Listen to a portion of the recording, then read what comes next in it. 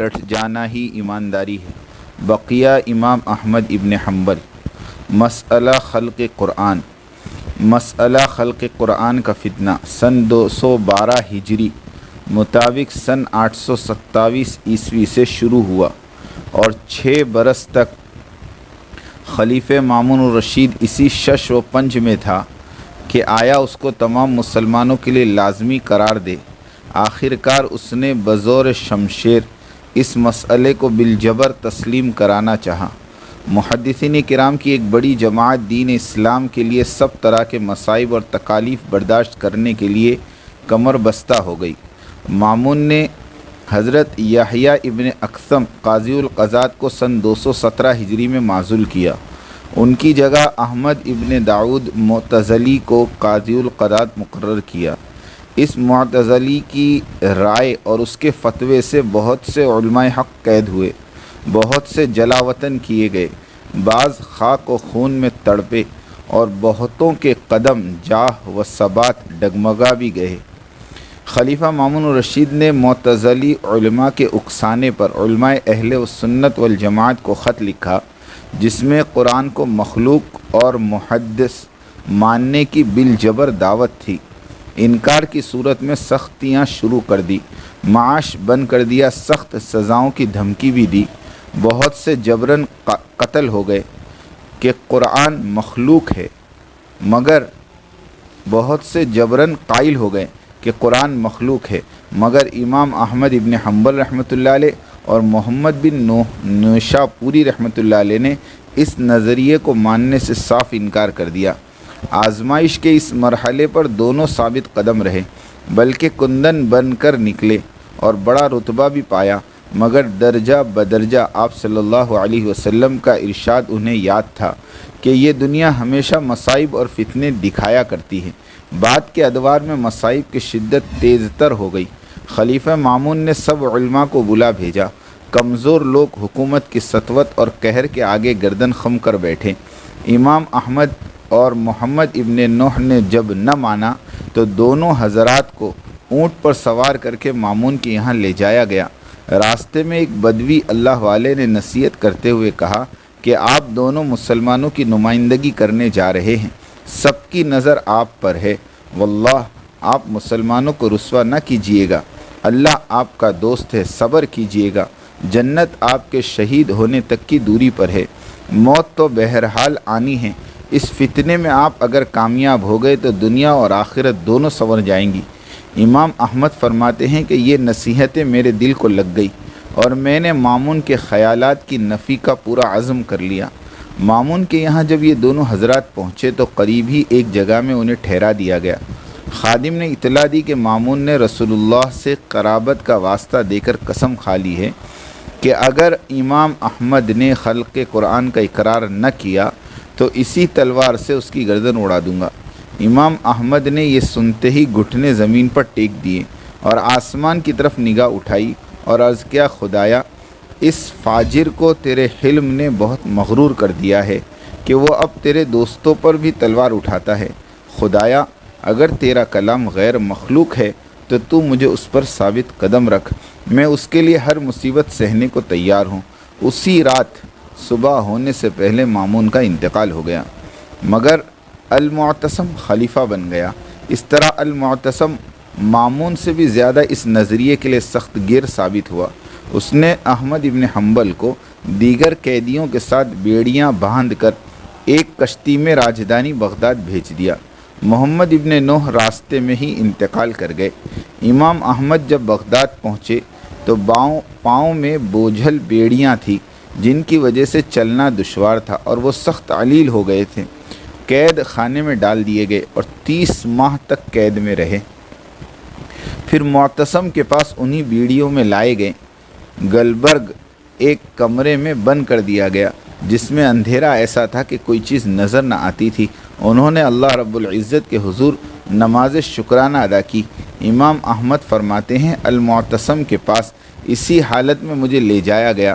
میں نے سلام کے بعد گفتگو کی اور کہا کہ آپ کے نانا محترم کا کیا پیغام تھا؟ معتصم باللہ نے کہا لا الہ الا اللہ کی طرف۔ تھوڑی گفتگو کے بعد المعتصم نے عبد الرحمن معتزلی کو کہا کہ ان سے پوچھو۔ عبد الرحمن نے مجھ سے کہا کہ قرآن کے متعلق آپ کا کیا خیال ہے؟ میں چپ رہا، لیکن معتصم نے اصرار کیا کہ جواب دو، تو میں نے کہا کہ باری تعالیٰ کے علم کے بارے میں تمہارا کیا خیال ہے؟ اس نے جواب نہ دیا۔ میں نے کہا قرآن اللہ کا علم ہے، اور جس نے اللہ کے علم کو مخلوق کہا اس نے کفر کیا۔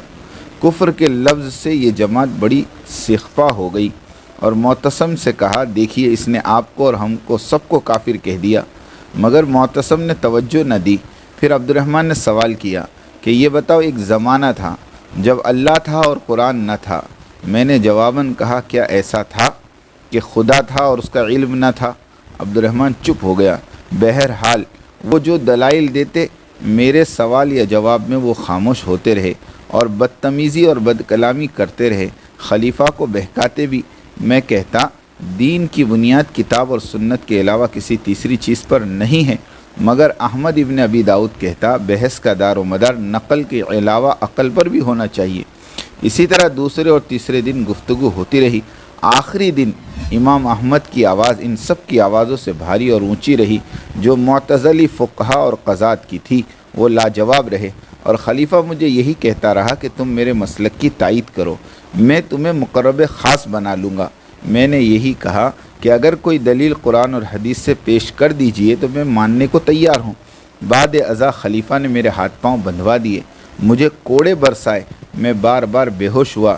جب پہلا کوڑا برسا میں نے بسم اللہ کہا، جب دوسرا پڑا تو میں نے لا حول ولا قوت الا باللہ کہا، جب تیسرا پڑا تو کہا قل لن یصیبنا الا ما کتب اللہ لنا۔ بے ہوش ہوتا تو چھوڑ دیا جاتا، ہوش میں آتا تو دوبارہ مارنا شروع کر دیتے۔ میں جلد بے ہوش ہونے لگا تو المعتصم ڈر گیا کہ کہیں اب یہ فوت ہی نہ ہو جائیں۔ اس نے ضرب بند کرا دی۔ جب ہوش آیا تو معتصم کے ایک کمرے میں ہی خود کو بغیر سلاسل کے آزاد پایا۔ یہ واقعہ 25 رمضان سن 221 ہجری کا ہے۔ مجھے گھر پہنچانے کا خلیفہ نے حکم دیا۔ راستے میں اسحاق ابن ابراہیم کے یہاں ٹھہرے۔ کہتے ہیں کہ میں صائم یعنی روزے دار تھا، کپڑے خون آلود تھے اور اسی حالت میں نماز ادا کی۔ ابن سماع نے کہا کہ آپ نے خون کے کپڑوں میں نماز ادا کی؟ میں نے کہا ہاں، سیدنا عمر رضی اللہ تعالیٰ عنہ نے خون بہنے کی حالت میں نماز ادا کی تھی اور ان کے زخم کا خون فوارے کی صورت میں نکل رہا تھا۔ امام احمد ابن حنبل کو کوڑوں کی ضرب کی وجہ سے ہاتھ اور ہونٹوں پر سردی کا اثر تا وفات رہا۔ معتصم کے بعد الواسق باللہ کا دور آیا۔ اس نے اعتزال نوازی کی حد کر دی۔ اس نے بھی امام احمد کو بہت زیادہ پریشان کیا۔ واسق کے عہد میں قیصر روم کے ساتھ جنگی قیدیوں کا تبادلہ ہوا۔ اس نے حکم دیا کہ جو مسلمان قیدی قرآن کو مخلوق ہونے کو تسلیم کرے اسے آزاد کرا لیا جائے، اور جو اس کے خلاف عقیدہ رکھے اسے دوبارہ قیصر کے حوالے کر دیا جائے۔ واسق کے انتقال کے بعد متوکل خلیفہ ہوا۔ امام احمد پر جو پابندیاں عائد تھی وہ سب ختم کر دی گئی، انہیں ریا کر دیا گیا، اور سن 232 ہجری میں فتنہ خلق قرآن ختم ہوا اور متوکل نے اس پر پابندی عائد کر دی۔ امام احمد ابن حنبل درس و تدریس کی مسند پر رونق افروز ہوئے۔ ان کی پیرانہ سالی، زہد، ورع، تقوی، طہارت، زہد، قناعت، آفات اور مصائب کی برداشت نے ان کا مقام اور مرتبہ بہت زیادہ کر دیا۔ سن 217 سے 232 ہجری تک اس فتنے کی وجہ سے یعنی خلق قرآن کی وجہ سے امام احمد ابن حنبل رحمۃ اللہ علیہ نے تقریباً 15 سال تک تکالیف اور جیل کی صعوبتوں میں گزارا۔ سن 241 ہجری ربیع الاول میں مرض الموت میں مبتلا ہوئے تو خلیفہ متوکل نے ابن ماسوہ طبیب کو ان کے علاج کے لیے بھیجا۔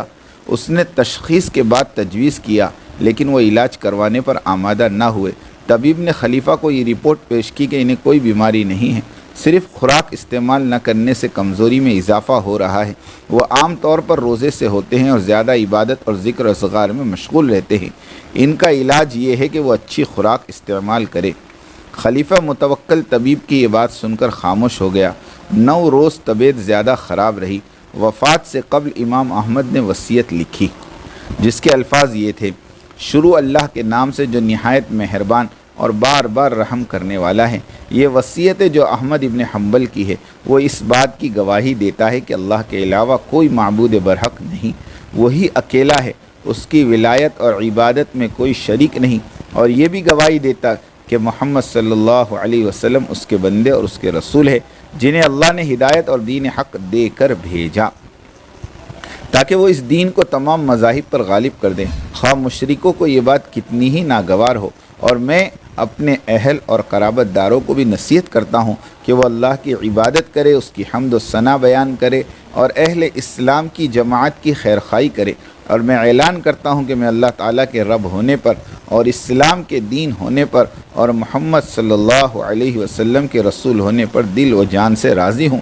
وفات سے قبل اپنا وضو کرایا، ہر حصے کو اچھی طرح دھلوایا، پیر کی انگلیوں کا خلال تک کیا، جب وضو مکمل ہوا تب فوت ہو گئے۔ تاریخ 12 ربیع الاول 241 ہجری، جمعہ کا دن، عمر تقریباً 77 برس تھی۔ تجہیز و تکفین سب کچھ اولاد نے خرید کر کی۔ جنازے میں 8 لاکھ مرد، جن میں اکثریت اہل علم کی تھی۔ علماء اس وقت کہا کرتے تھے کہ ہمارے اور دوسروں کے درمیان میں جنازے ہی تو فرق کیا کرتے ہیں۔ امیر بغداد محمد بن عبداللہ طاہر نے جنازے کی نماز پڑھائی۔ حق پر ڈٹ جانا فتنے خلق قرآن کی طرح فتنہ خبیثہ عالمی شورا ہے۔ جس طرح علم اللہ کی صفت ہے، اس کا انکار گمراہی ہے، اسی طرح امارت یہ ختم نبوت کا خاصہ ہے اور اس کا انکار بھی گمراہی ہے۔ معتزلہ کی اختراع خلق قرآن کا فتنہ تھا، اسی طرح شورائیت کے فتنے کا حال ہے۔ خلق قرآن بے سند بات تھی، اسی طرح سے بغیر امیر کی شورا یہ بھی کمیونسٹ اور منشور کی غیر اسلامی اور غیر شرعی شیطانیت اور دجالیت ہے۔ حکام وقت کے سامنے امام احمد رحمۃ اللہ علیہ نہیں جھکے، تکالیف برداشت کی، انجام کار حق کی فتح ہوئی اور باطل کا منہ کالا ہوا۔ حضرت جی رابع مولانا سعد صاحب نے علماء وقت کی طرف سے دیے گئے بے دلیل فتووں اور بدنامیوں کو جھیلا، عوام کل انعام کی طرف سے دیے گئے گالیوں، جھوٹ، بہتان تراشیوں کو برداشت کیا، شورائیت والوں کی طرف سے بھیجے گئے گنڈوں کی مار دھاڑ کو برداشت کیا گیا، داڑھی کھینچی گئی، پھر بھی کیس اور مقدمہ نہیں کیا بلکہ خون کے پیاسوں کو بھی بخش دیا۔ قربان جائے حضرت جی امیر رابع مولانا سعد صاحب پر کہ سب ظلم و ستم ہنستے ہوئے جھیل گئے اور امت مسلمہ کو بتلا دیا کہ حلم کسے کہتے ہیں۔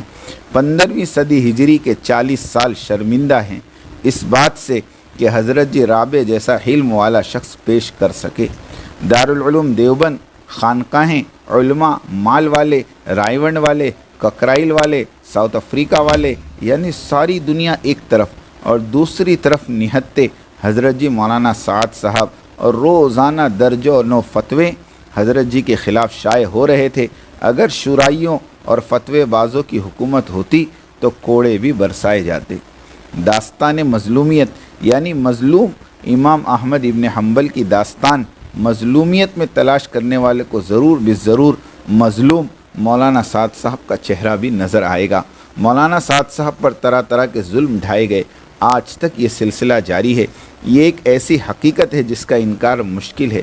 یہی مظالم حضرت مولانا الیاس اور حضرت مولانا یوسف صاحب رحمہم اللہ اجمعین پر بھی ڈھائے گئے، مگر ان بزرگوں کے ساتھ اللہ والوں کی ایک کثیر تعداد تھی، مگر مولانا سعد صاحب کے ساتھ کوئی نہیں تھا سوائے ان کے تکلان علی اللہ کے۔